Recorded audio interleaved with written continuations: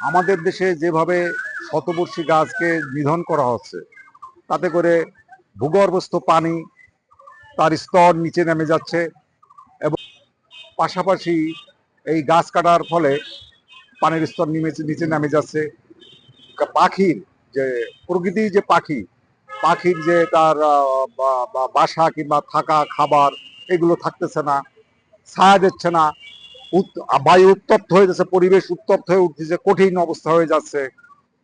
এবং বজ্রপাত নাইজেরিয়ার পরেই, নাইজেরিয়া ছিল পৃথিবীতে ফার্স্ট, এখন আমাদের বাংলাদেশ প্রথম স্থান অধিকার করেছে বজ্রপাতে।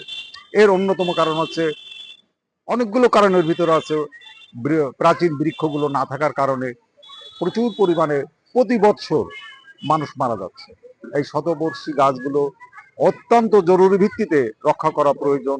অনেকদিন আগের থেকেই দেখা যায় জমিদার এবং যারা শিক্ষিত ব্যক্তি তারা বিশাল আকারে বৃক্ষ রাখা, তার একমাত্র কারণ এই বৃক্ষ এই সমাজকে এই পরিবেশকে ঠান্ডা রাখে।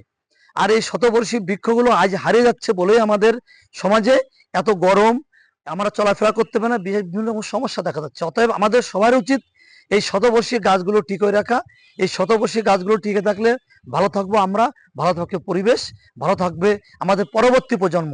আমাদের অবশ্যই এটা দৃষ্টি দেওয়া উচিত। শতবর্ষী গাছ নড়াইলে এখনো শতবর্ষী গাছের কোনো তালিকা করা হয়নি। তো আমরা এই তালিকাটা প্রণয়নের কাজ শুরু করব এবং এক্ষেত্রে আপনাদের সহযোগিতা আমাদের দরকার।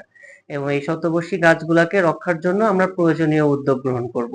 যেহেতু সরকারের একটা নির্দেশনা আছে যে গাছগুলোকে রক্ষা করতে হবে, সেই মোতাবেক আমরা প্রয়োজনীয় ঊর্ধ্বতন কর্তৃপক্ষের সাথে আলাপ করে প্রয়োজনীয় ব্যবস্থা গ্রহণ করব।